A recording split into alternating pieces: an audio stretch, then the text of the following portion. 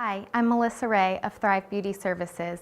I provide transformational beauty services in salon, at home, on site, and at your convenience. I'm proud to be sponsoring Get Conscious Now. My name is Greg Relow. I'm a local attorney and mediator. I am pleased to be associated with Get Conscious Now. I find the show inspiring. I hope you enjoy the show. Please contact me for help on all your legal matters. I look forward to it.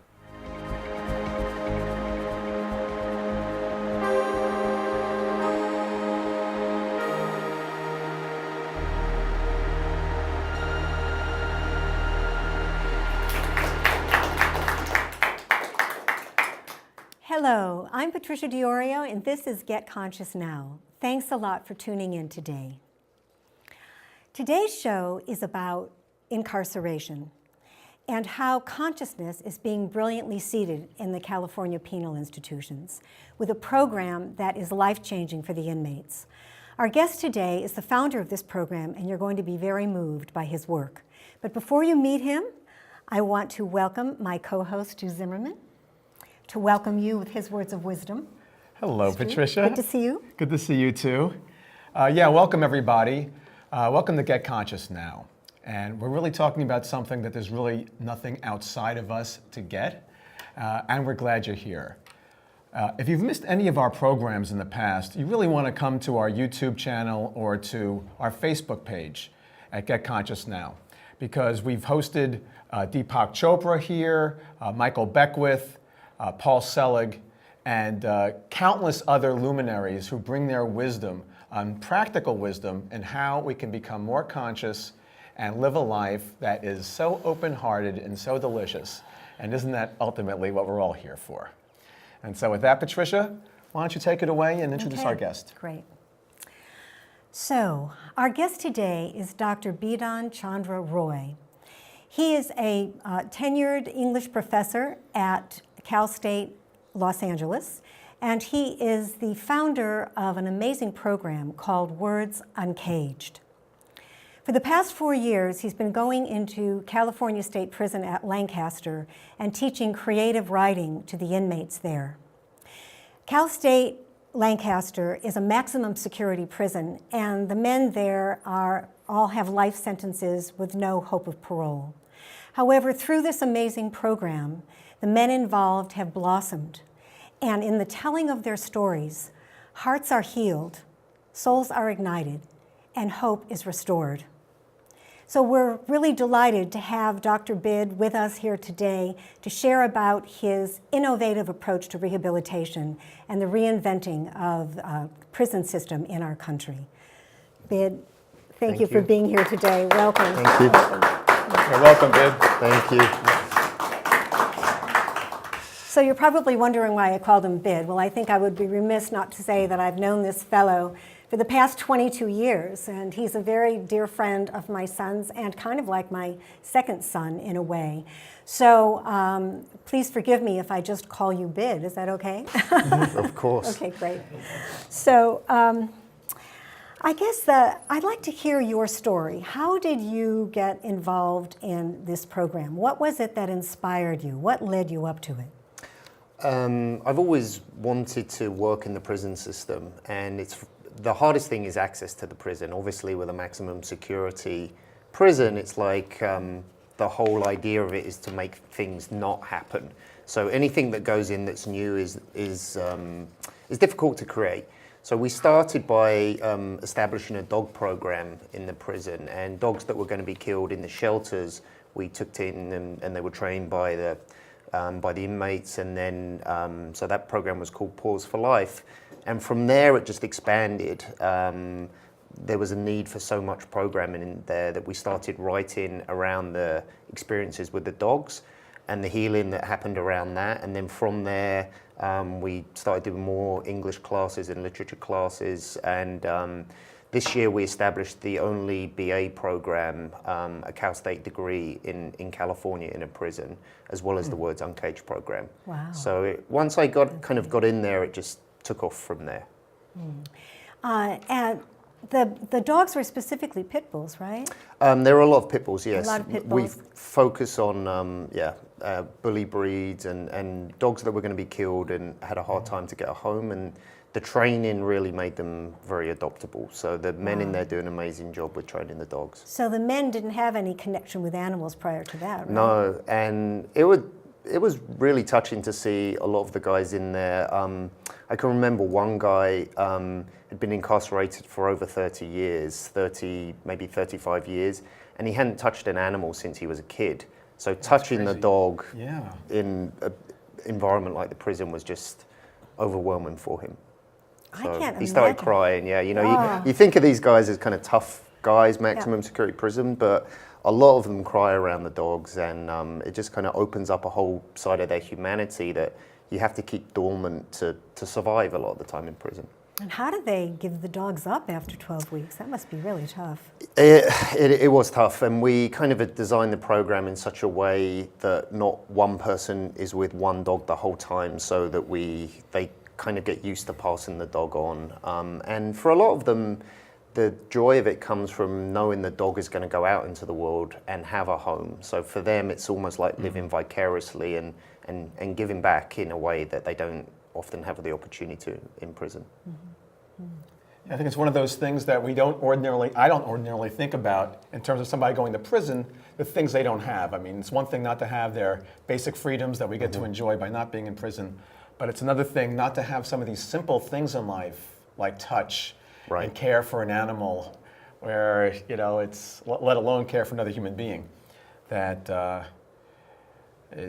I could just see and feel how healing it can be, just and transformative, just to have that connection. Absolutely, absolutely. I mean, if you think about it, the things you take for granted that you enjoy in your life, going for a walk, looking at a tree, you know, the basic things like that, touching someone, having a conversation with someone that you've never met before, all of those things don't happen in prison, where you're in the same small environment. And a lot of the prisons are in the high desert, so there's not a lot of nature around or trees, and you know, so anything that goes in that brings a spark of light in their lives is kind of like a contagion in there, and it spreads very quickly throughout the prison in a good way. Which is a perfect segue to your program, Words Uncaged. You shared a little bit of how you came to it, but why don't you discuss more in terms of what the program entails, its mission, values, etc.? Sure. The idea behind it really, it in some ways it is creative writing, but it's really storytelling in a bigger sense. So the idea is for people to reimagine their lives and to reimagine their connections to people. So the approach is a restorative justice approach, where we use storytelling to help heal traumas and to imagine new futures and possibilities and new kind of relationships with people. So so they go very deep in the writing and in the journaling, and it's pretty profound to be a part of it. And this is, I didn't mention this in my intro, and this is the book. Words Uncaged is a compilation of the writing of the prisoners, right? Absolutely. Yeah, great. Absolutely. Great. Got a good shot here. Okay. All right. So I think we're going to see a video now. We have a short video that you provided us to give our audience a sense of the program. Great. Yeah.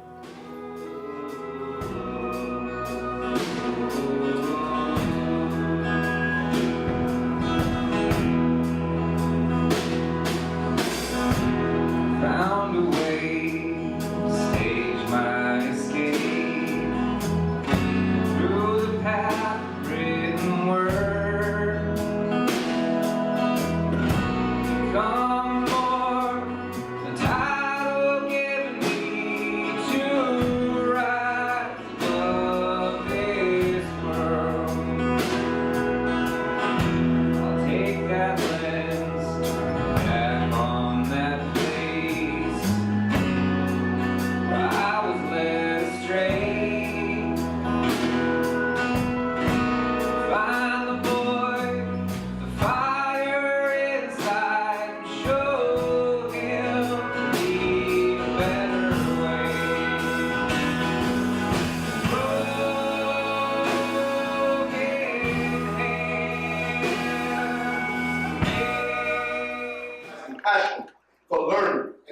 advocating on the behalf of my fellow inmates.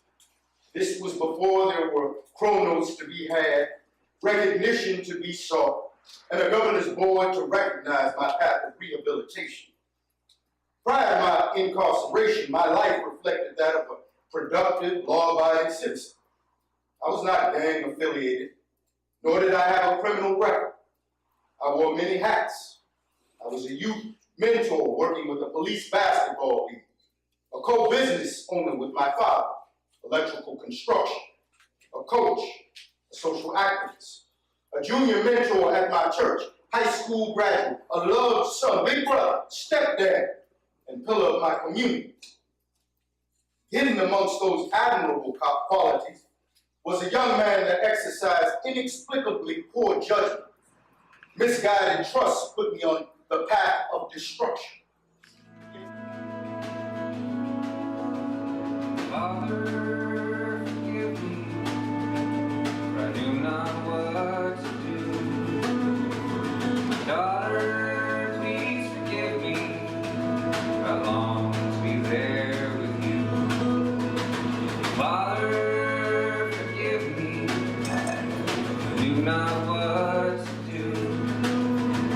My daughter, please forgive me, for I long to be there with you. Father, forgive me, for I knew not what to do.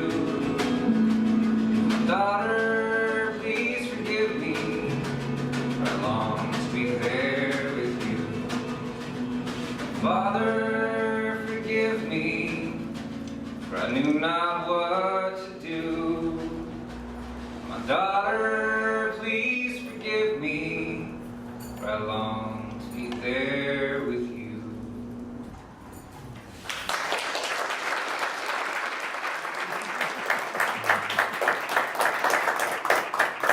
Beautiful. Yeah. So we saw a couple of celebrities in there. Yes. Oprah. And, Me? And, yes, And your star is rising. and Jerry Brown.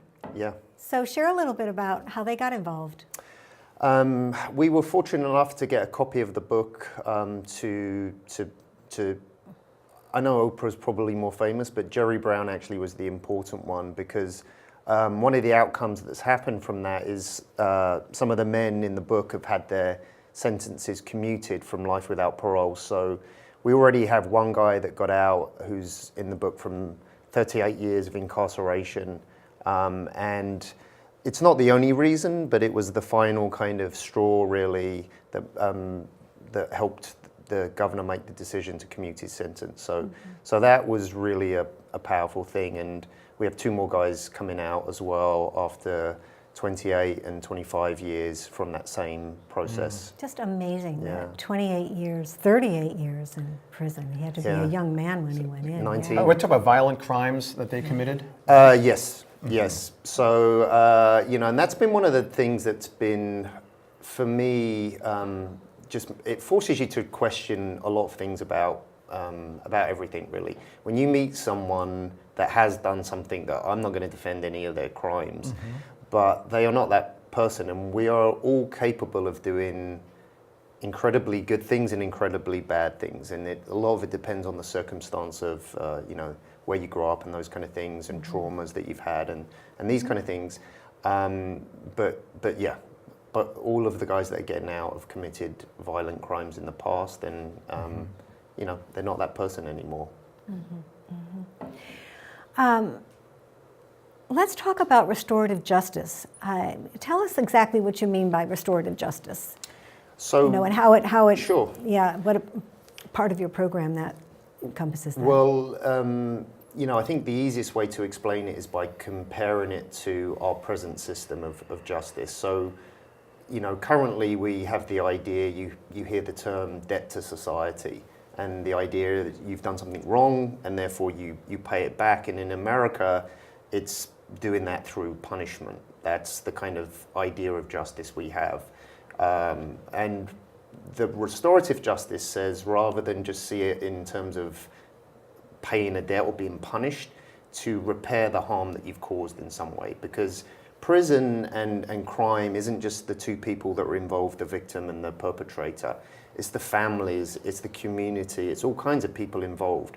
And so what we do in our program, and the guys that are getting out, both of them are former gang members. They're going back to South LA, and they're going to be doing this program with the kids there that are already involved in gangs. So that's the idea of them being experts really on gangs and things like that, and to use their knowledge and their experience and their kind of street cred to change things and to repair the harm. And so our kind of belief is that that's a better approach to justice than just simply punishment. Right. Is there anything in the prison system at Lancaster that is rehabilitatory, any kind of rehabilitation? This particular yard that we're on is probably the best yard, even though it's maximum security, it's probably the best yard in California. Having said that, it used to be called CDC, just corrections, and now it's added an R for rehabilitation. The reality of the actuality hasn't caught up with that aspirational R yet. So there isn't a lot of rehabilitation really, but we are trying to change that. And a lot of the wardens are open to that right now. So I think things are changing. There's a wave that we've kind of caught with this, that things are changing, and I'm hopeful for that. Are the personnel at the prisons really welcoming you and encouraging you to be there and work with the prisoners? They are now. There was a challenge at first, and as I say, the culture really there is not really one that fosters this type of approach. And to be fair to the guards, their job is just to stop anything happening at all. So whenever you bring someone in from the outside, they just see it as a risk rather than, seeing more it as work an for them. opportunity. Exactly. Yeah. Exactly. Yeah. Now, I'm really curious about the gentleman you mentioned who had his sentence commuted, as well as some of the other ones who are in that process. Yeah. Did they experience any form of rehabilitation while they were there, or is that something that just because of who they were as human beings and their own individual process got them to a place where they are now being viewed as viable members of a regular society? Yeah, well, the guy that just got out is called Ken Hartman, and he was really instrumental in making a yard, which is where I teach, into what it is. So he essentially he changed that prison himself. So a bunch of guys got together and said, look, we're tired of gangs, we're tired of violence, stabbings, and they created that yard themselves without any outside support. So I sort of really just piggybacked off the work that he'd already done. He was the one that was commuted. He was the one that was commuted after 38 years, yeah. So he went in when he was 19, grew up in prison, really. How many men are in your program? There's a few hundred, really, when you extend it out. We have the direct people in the BA program, which is about 50 people. And then it's not just the people that appear in the book that are part of Words Uncaged, but we do a lecture series up there, and we try and get everyone involved as much as we can. There's the art side of it as well. So there's probably a couple of hundred people. And we also have now people from all around the state that have heard about the program from various prisons. And I have a team of graduate students that work with me, and we write back to them and accept their submissions and give them feedback on their writings. So really, we've probably got a few hundred people that we've got in the broader kind of. And how many people are in Yard A? 1,000. 1,000? Yeah. And this Tom Hartman was really instrumental in bringing it together in a peaceful way. Absolutely. Wow. Yeah, I mean, there's a lot of people that are incarcerated that are incredible leaders. Now, they've often used, when they were growing up, gang leader has a lot of skills and and they're big personalities. If you can kind of channel that to something more productive, then they can be agents of change in places like South LA in a way that I can't. Sure. Right. Or any of us here. Yeah. So what's the reaction been for some of the families who've been the victims of these violent crimes, and can they or are they at all involved in your program? Yes. Now, I would say that, I don't want to say they're all the same. There are course not, some yeah. victims that have probably wouldn't agree with what we're doing, but there are a lot that are very supportive of the program. And there's one remarkable woman in particular that's going to be in our next book. And her daughter was murdered when her daughter was, I think, 19. And after 10 years, they caught the person, he was put on death row in San Quentin. And after 10 years, she just realized she wasn't healing. And, you know, the prosecutor and the government say, well, this is justice and you'll feel better after he's on death row. And that just wasn't the case for her. So she had this vision after 10 years and she stayed up all night with this message came to her that I have to go and forgive him. So she went to San Quentin, found him, and they became very good friends. And then she became an activist for forgiveness. So she tours the country now, trying to change our system and an ambassador of forgiveness. So to me, she stands as the kind of highest example of what we can aspire to have something like that, to be harmed in that kind of way, and then to be able to respond with love is very powerful. There's a wonderful clip for our audience to know on the website, on the Words Uncaged website, where this woman, what is her name? Abigail. Abigail tells the story of how her daughter was murdered and everything that she went through. And she says that she really suffered that first 10 years, and she was just so filled with grief and rage and, you know, wanting to retaliate and revenge and all the things that we would normally feel in the human experience. But that she had an awakening, and she knew that she would never heal as long as she held all these negative feelings in her heart. Yeah. So it's a very, very moving story. I hope that you'll, those of you that are watching at home, and also our wonderful audience here, will check out the interview. It's on KPFK, isn't it? It's on, yeah, and it's archived on the website. Archived on the website. Okay, great. Yeah. Good. So, what about some readings? I know you brought some readings. I think it would be wonderful if you read some of the readings that you feel would be appropriate. Great. Well, I'd like to read a poem by Spoon Jackson, who is in this older version, but I'm going to read a new one of his poems for the new journal that we've got coming out. And the theme of it is restorative justice, the theme of the book. So this is a poem on healing called Heal. Like a heart that keeps giving, I must keep believing in the power of healing. Sometimes I grind down so hard on my teeth, I crack them during sleep. I must wear a tooth guard at night. Sometimes a long and deep, deep cry alone or a loved one will open your eyes, your heart to the power of healing. Like a heart that keeps giving, I must keep believing in the power of healing. Sometimes just a smile, a glance, a hug, a kiss, or a hello will heal the soul. Sometimes a book, poem, a song, a letter, a dream, or loss of a loved one will open your eyes, your heart to the power of healing.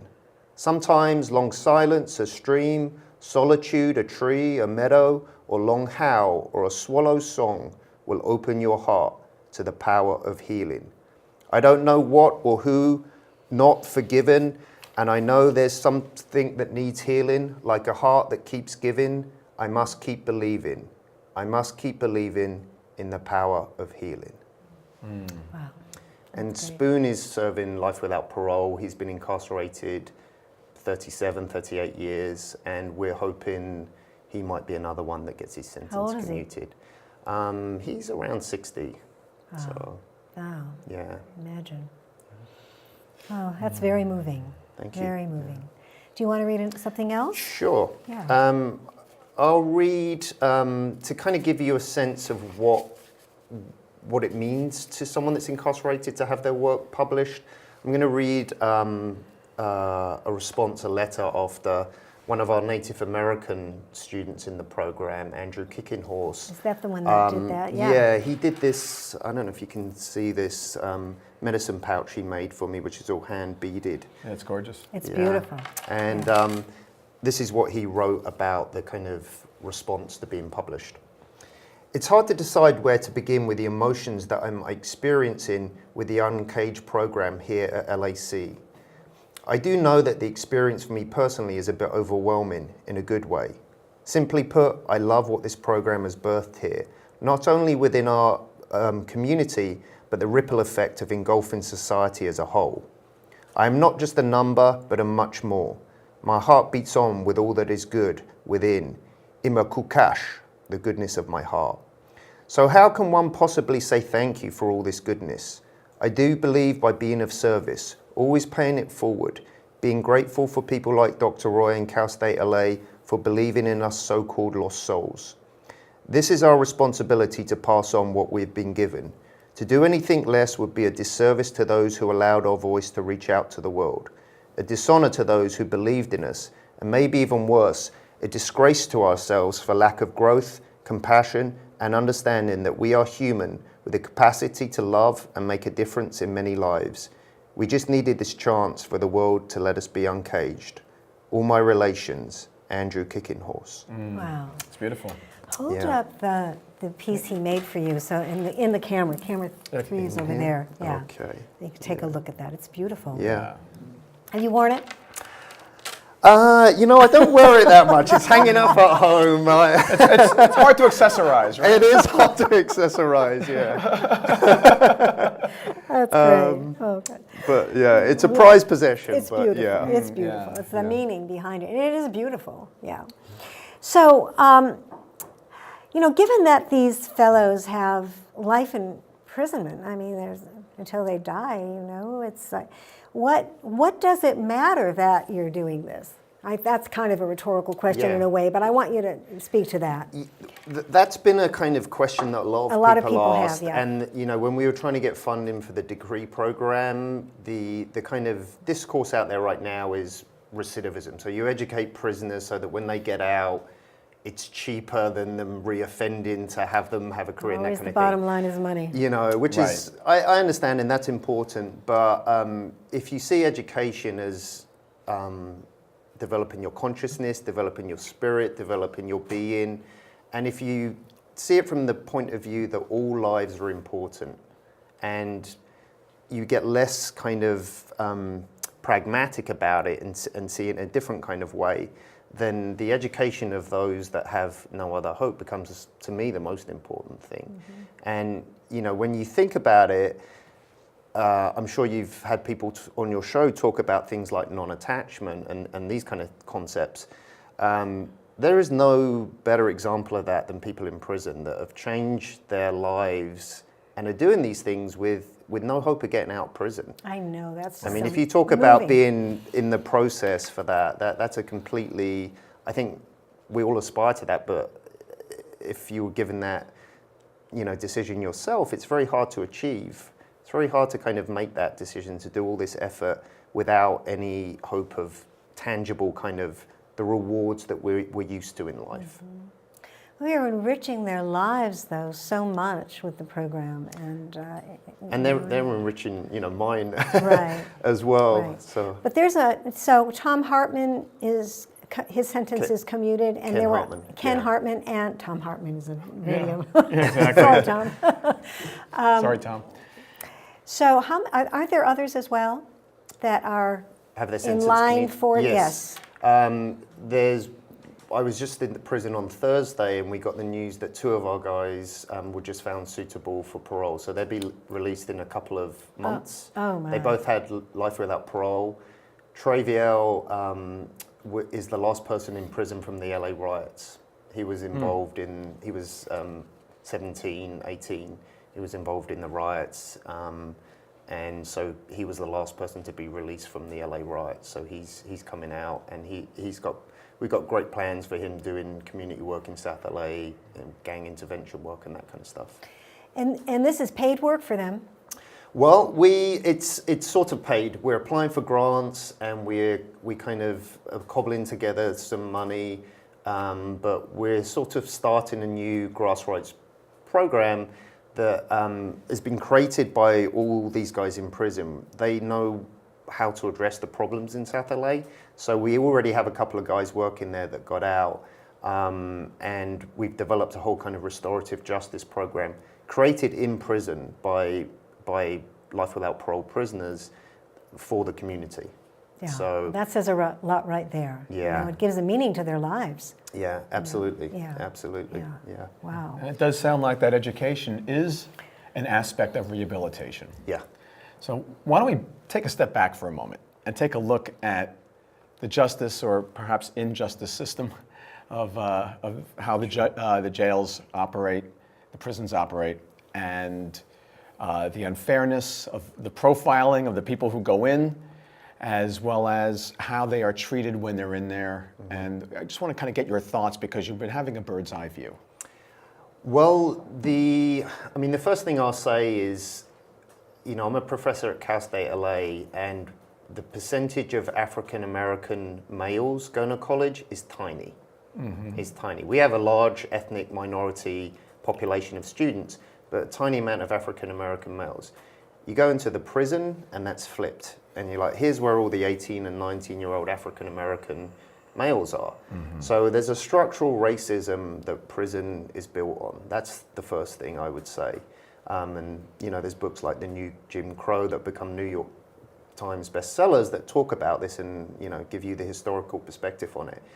And then once prisoners are in there, I even have a hard time saying the word prisoner nowadays because it's very dehumanizing. And the thing about it, is you essentially are saying that these people's lives have no value. And from my experience, it's quite the reverse. These are some of the most remarkable people I've ever met in my life. So we essentially either throw lives away or we often just warehouse people. Because think about it yourself. It's an economic thing as yeah, well. It's a big business. and it's a business. Business. It's very expensive to buy toothpaste in prison. Like you get paid, I forget what it is, 20 cents an hour for your labor in prison, and because things like toothpaste are so expensive, all your money goes to simple things like toothpaste and a couple of phone calls and things like that. They get paid 20 cents an hour for their work? Yeah. Come on. Yeah. Yeah, and there's been a kind of expose. Whole Foods have used companies that use prison labor. They've stopped it now because it was such a PR Fiasco for Yeah. them. But yeah, Right. So it's an industry, and there's been prisons are being built all over California.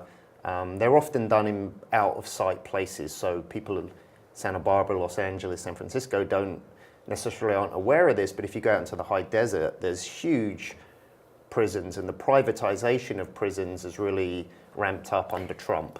What are the yeah. numbers? Can you give us a sense of scale? Because I know California and I think Texas as well have very large penal systems. How do Yeah. we rate just in terms of sheer numbers and percentages of population, let's say vis-a-vis a lot of the other countries out there? Well, we have 25% of the world's prison population, and we comprise 3% of the world's total population. So that gives you an idea. We are so out of step with the rest of the world, let alone Europe. But we have way higher rates of incarceration than any other country. And we are one of the few countries to have life without parole. So California, if it was its own country, would have one of the largest prison populations in the world. So we often think we're progressive out here, but when it comes to our prison system, we're one of the most regressive places on the planet. And the poverty and the unemployment and Yeah. and I think that's a lot of the cause of why these young men resort to committing crimes, Yeah. because they're coming out of desperate situations. Yeah, absolutely. The guys I was telling you about that are back doing the work in South LA, we're arranging trip to campus for a bunch of the kids they're not kids, they're youth. And for a lot of these kids, they live very close to Calstate LA, and they've never even imagined, it's beyond the imagination, a college thing. So part of the thing with this kind of collective storytelling process is allowing them to see a different future, to tell that story in some ways, allow themselves to tell that story. And so there's a kind of, there's the economic, there's the poverty, there's the social, and there's all those kind of things, but there's also just this really powerful ideology that's in play in America that stops people in these communities imagining a future for themselves that isn't around gangs or this kind of thing. There's very few opportunities in their kind of immediate surroundings, and there's generations of often gangs. I mean, one of the guys in our program is I think 3rd or 4th generation member of the Crips. So when you grow up and that's kind of the family business, you just don't imagine there's anything else, around you. That's all they know. Yeah. Yeah. So that's part of the work and part of the book is to give different possibilities, to say, there's another world out there, often just a few miles away in Los Angeles. And then also obviously to give the tools to try and actualize that reality as well. Otherwise it's just words. So, as you know, this program is about consciousness, Get Conscious Now, and how we bring consciousness practically into our everyday lives. In reading, and I read many of the pieces of work of the prisoners and got in touch with them as remarkable human beings. Talk about how is there like a spiritual awakening? Is there a burgeoning of spiritual understanding that's coming, that they're a lot more than just this human body? Yes, yeah. Talk to us about that. I mean, I would say probably, I mean, it sounds strange to say I love going there, but I really do love going to the prison because the level of consciousness there, particularly not all prisoners everywhere, but in this particular yard, in this particular group of men, the level of consciousness is way above just about anywhere you'll normally go, because you have to really sort of put your money where your mouth is. If you say you're going to live this life, there are serious consequences for leaving gangs. You don't just, it's not like just changing trains, I'm going to pop out now. And so that you've really got to live that and have a strong belief and see a vision of something else. And the solitude there, I mean, one of the things I think is very powerful there's no internet, no texting, nothing like that. And so they're forced to go in. They're forced to go in. They're forced to go in, and they all have very powerful kind of consciousnesses. Yeah. Have you had discussions, with them around even just using the word spirituality or consciousness? Oh yeah, with them? no, they use it freely. Yeah, that's certainly part It's of the probably their vocabulary. salvation. Yeah. Right, triggered by this program, Yeah, most likely. Yeah. I mean, I think I think for a lot of the guys, if you think about it in some ways, I mean, I hate to kind of say something good about prison because it's an institution that I would like to get rid of completely. But some of the experiences that come out of this extreme hardship, we're doing, some of my students are doing this project right now, connecting it to the mystics, the medieval mystics, Julian of Norwich and people like this, that remove themselves from the world and put themselves through these kind of physical ordeals in order to get some kind of spiritual awakening. And a lot of these guys have had similar experiences. I mean, there are people in our program that have been in solitary confinement for years. Oh. I mean, I just met one guy that had had 25 years in solitary confinement. Oh my God. And those solitary confinement are it's like a closet. It's like the size of a closet. So to be able to survive those kind of things, you either break or something happens. It kind of reminds me of Or those you wake. ancient... You break or you wake. Yeah. Right, it's like those ancient Egypt, you put in a sarcophagus, and if you are Exactly. able to live through the process, then you wind up being more awakened as a result. Exactly. So That would be an interesting thing to investigate with them, especially the ones that have been in solitary confinement, and how has it been for them, and how have they been able to survive, and what has given them the stamina and the ability to survive without going crazy. yeah. It would be interesting. Yeah, and a lot of them have some kind of spiritual awakening. Often it's articulated through Christianity because most of the organizations that go into the prison are Christian ones, and most of their backgrounds are some kind of Christian. But I think most of them had that experience. It's more eclectic once they've had that. They're not narrow in their Christianity. They can connect it to all kinds of religions, because it really is a spiritual thing, not a denominational kind of experience. Right. It's not about religion. Yeah, It's about exactly. spirituality. Yeah. There's a Yeah. big difference between that. Yeah. In fact, I'm curious how the environment there, as people make a shift, and because everyone there is interconnected, like we all are ultimately anyway, how does that affect, let's say, the guards or the people who are running the place? Because as people calm down, I would imagine, or get into a more serene state, I would imagine that everybody can perhaps relax and see each other a little better in a different way. Absolutely. I mean, the metaphor I think that is probably best to describe it is, you know, when there's a flu outbreak or something like that, everyone gets sick in a prison. Including the guards, it's a contagion. And this is the same mechanism, but for, you know, a positive change. So when you unleash something good in the prison, it's also like a contagion, and people kind of get sick with their spirituality or the things. So Yeah. Building building a resonant field. Yeah. You know, and powerful. Yeah. So as people go through that, I just want to follow up for a moment. So as some of the prisoners are going through their awakening, realizing it's kind of like a inside job. It's not like they're really being overly supported by the system. Yeah. In that process. Exactly.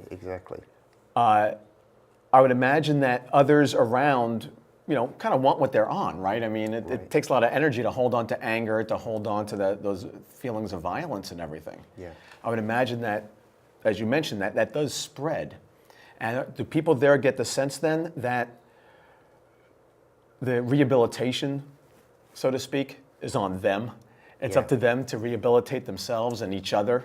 Absolutely. And then, you know, I would say anything that, you know, I or an outside person has done has just been a catalyst to what's already happened in there. We've just kind of built upon what's already in there in many ways, because you can't force someone to. There are yards, you know, there are different kinds of yards, and I've been on other yards where the men aren't ready to make that kind of change, and so it doesn't matter what kind of program you take in there. But here, it has all come from people that are willing and ready and eager to have this happen. Yeah. So they're the easiest students to teach in the world. Oh, that's really amazing. So inspiring. So one of the points you made was saying that empathy comes from listening to the nuances of others' voices. Speak to that. Well, the idea of the first book, and the idea that came from being in spending so much time in prison, was how is it that, you know, I can sit down and see someone and see them as a human being and find them a remarkable person, and yet they're, you know, everyone else in the world does not see that. So how do you allow others to have that experience? Because obviously people can't go into a maximum security prison. They're never going to meet a prisoner.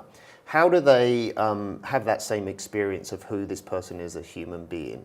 And so what we started to do was to say, well, we need these people's voices to be able to come out and reach a bigger audience. And to do that, they had to craft their voice in such a way that could be heard, and then when the audience listens, you have to listen very carefully to everything that's being said in here, rather than jump into reductive stories of who this person might be. So once I think you can really listen to the nuances and say, okay, you know, someone may have gone through trauma in the childhood, that's not an excuse. Don't jump to that kind of, listen to what they're saying and then understand them and put yourself in their position. Have empathy for them, have love for them, and then let's have a conversation about what we should do about prison at that point. So that was what we meant by that.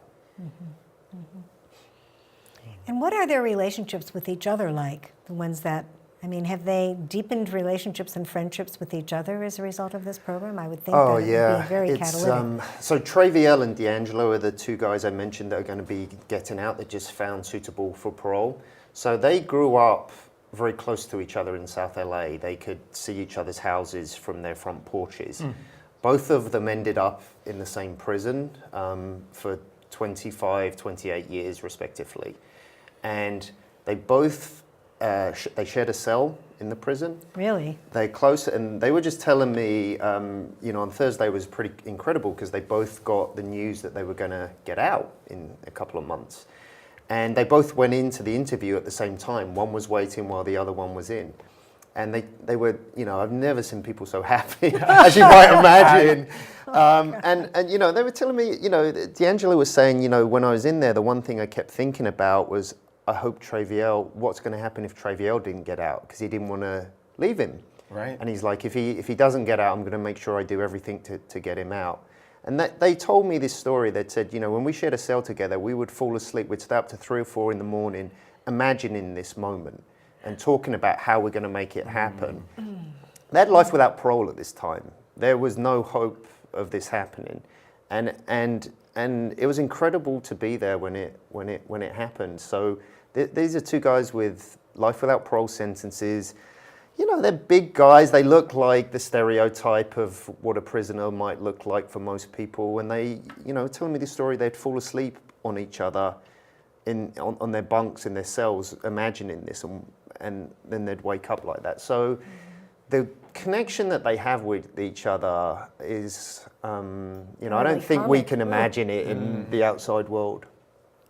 So, and that's one of the hard things. Now we're getting some guys coming out, is there are mixed feelings because, you know, you've spent 25 years with a guy in prison, he gets out, you're stuck there.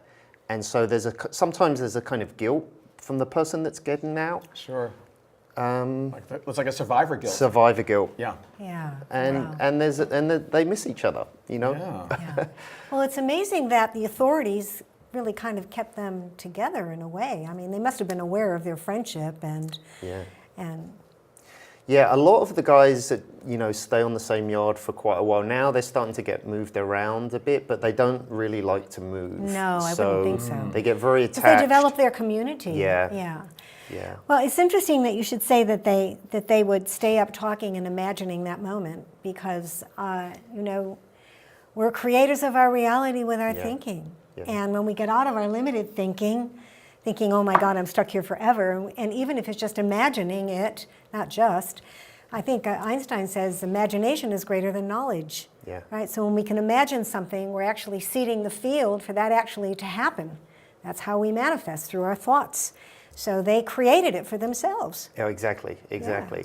You know, and that's one of the kind of ideas behind the process with Words Uncaged really is for that to happen on a collective level as well. Yeah. Because if I say to you, or most people, what could you imagine as an alternative to prison? It's very hard for people to think what could be different than that. And so in a sense, the first step is telling that story and imagining something different.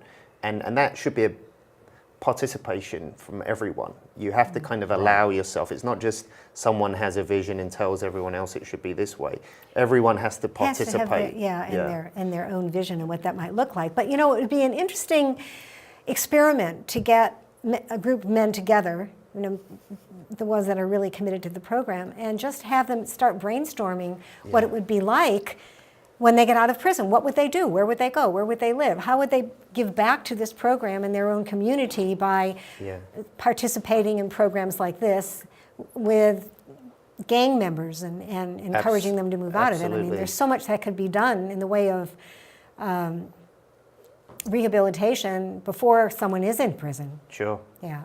And that's sort of what we're doing right now. So that's part of our re-entry program. Groups. Yeah, exactly. Yeah, visioning groups. Exactly. Yeah. In fact, I'm imagining right now that people out there watching want to know how to get involved with you. Yeah. And how to support and learn more about your program, if you're doing anything outside of the prisons that they can get involved in as well. Sure. What's going on? We have a big event coming up on the opening night is June 2nd at Calstate, LA, and they can find information on the Words Uncaged website. We have a whole month of events around art exhibits. We have speakers come in, and the idea is exactly what we're talking about, the imagining something alternative to prison, imagining how restorative justice could come into the world. So that's the big event that people can come to that's coming up in June. And then the other way that people can get involved is obviously money is very important right now. So there's a place on the website to donate. And potentially what we're moving towards is allowing people to kind of create some kind of giving circle where they could get together with their friends to raise money, but then that group could write to the guys in prison and have a dialogue and experience the kind of direct connection to some people in prison. So those are the things that, the main things that we have. It would seem to me that this would be a great project for crowdsourcing. Yes, and that's on the website. There's a crowdsource. A crowdsourcing, yeah, because exactly. that would be a wonderful opportunity for people to participate. So we're coming to the end of the interview. I told you it would go quickly. It went quickly. Yeah, and Stu and I always like to end the show with asking our guests for a pearl of wisdom for our viewers and for our audience here. And that's your camera right there, Bid. So what would you say to them as parting words to inspire people who are watching the show? That all lives have value. Mm-hmm. Okay, great. All right, all lives have value. All Very lives good. have value, yeah. Beautiful. All right. Terrific. Well, thank you so much. Thank you for having really me. Appreciate it. Really appreciate it. Thank you very much. We do this perfectly? Not yet. Yeah, beautiful. We have a couple of more segments, yeah. Okay. So now it's time for us to hear from our beloved Stu. And before the show, he said, I have no idea what I'm going to talk about. He said, hopefully I'm going to get some type of nugget from the interview. I mean, this is how this guy flies. So here you go, Stu. I've prepared the way for you. Thank you. I hope there's no crash landing here. Yeah, so the nugget I got two nuggets actually for the price of one. And the one thing I'd like to start off with is the notion of forgiveness.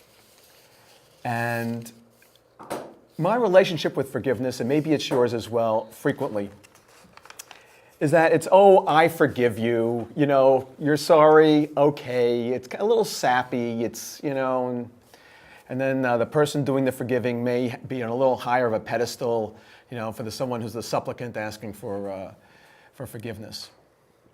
And I'm actually mindful of a couple of quotes I heard around that I want to share right now because I think it'll be helpful as we get to the second part of the other nugget. And so the first element of forgiveness is forgiveness is the giving up hope for a better past. Think about that one. Giving up hope for a better past. I like that. Yeah, so what that really means is what's done is done. It's done. What's done is done. I can't do anything about what has been done, but I can do something right here, right now. I can bring in a presence that is loving, that is seeking to join, that is here to make the world a better place in this moment. So I'm inviting you to do the same. Give up hope of a better past. It ain't happening. However, we can have one amazing future. And that is part of the power of forgiveness. And it really does start right here. And from the sappy part of things, I actually want to invoke a dear friend of ours who's been on the program before, Michael Beckwith, who says that forgiveness is about claiming your personal power over the past so it no longer has a grip on you. So you're not looking for somebody else to forgive you. You do it yourself. Whatever happened in the past, guess what? I get to be here right now. And that comes to the second word, and that's imagine. And there is a science here supporting all of us that indicates that we are all just waves, energy waves, beings that are vibrating here. We're all interconnected with each other. And even though we've had millennia of separation, it doesn't mean that we need to continue going on that way. So I'm really inviting you to imagine as an energy wave, how expansive can we be? how much can we connect with each other, and how much can we care for each other? And I'm inviting in the very possibility of a new humanity as a direct result of our collective imagination. And with that, it's time for Patricia and her quantum quote. I think that was really good, Stu. Thank you. Most impressive. Not bad for on the fly. It's really great. Okay, so, you know, the quote for today, the author of the quote for today just jumped out at me. I had not heard of this person before. His name is Howard Zinn. The Zinn I know is John Kabat-Zinn, but Howard Zinn is an American historian, a playwright, and a social activist. He died in 2010 at age 87. He was a political science professor at Boston University, and he wrote 20 books.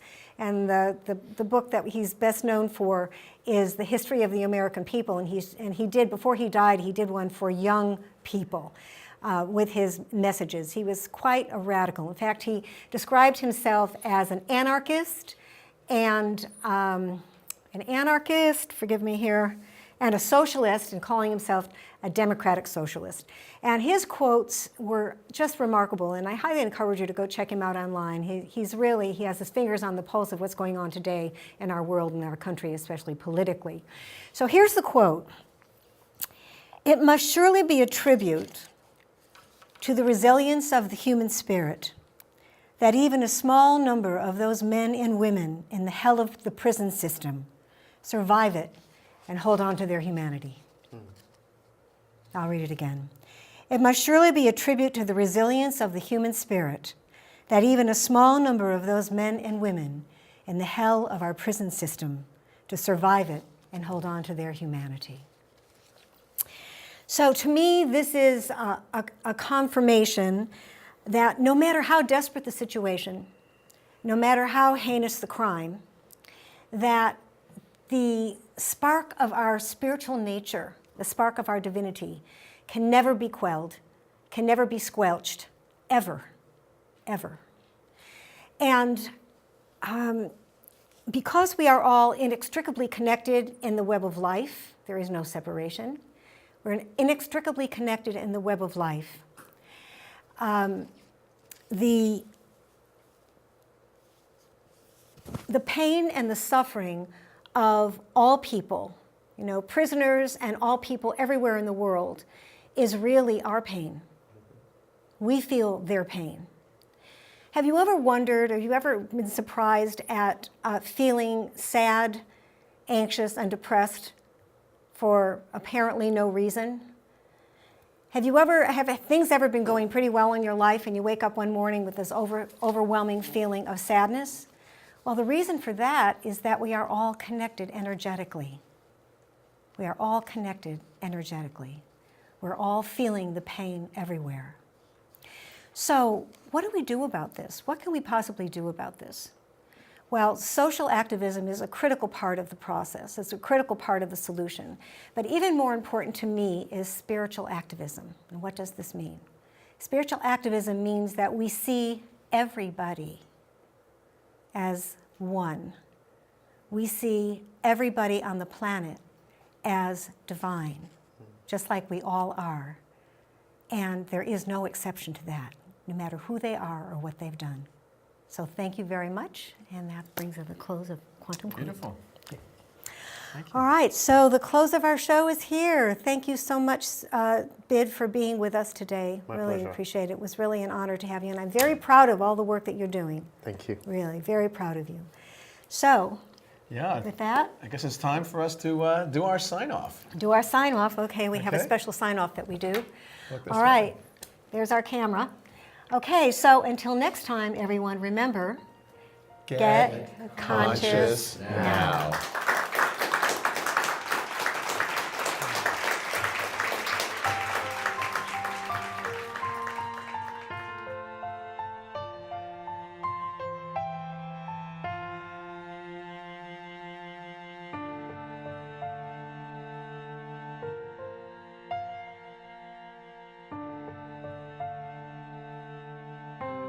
Hi, I'm Melissa Ray of Thrive Beauty Services. I provide transformational beauty services in salon, at home, on site, and at your convenience. I'm proud to be sponsoring Get Conscious Now. My name is Greg Relow. I'm a local attorney and mediator. I am pleased to be associated with Get Conscious Now. I find the show inspiring. I hope you enjoy the show. Please contact me for help on all your legal matters. I look forward to it.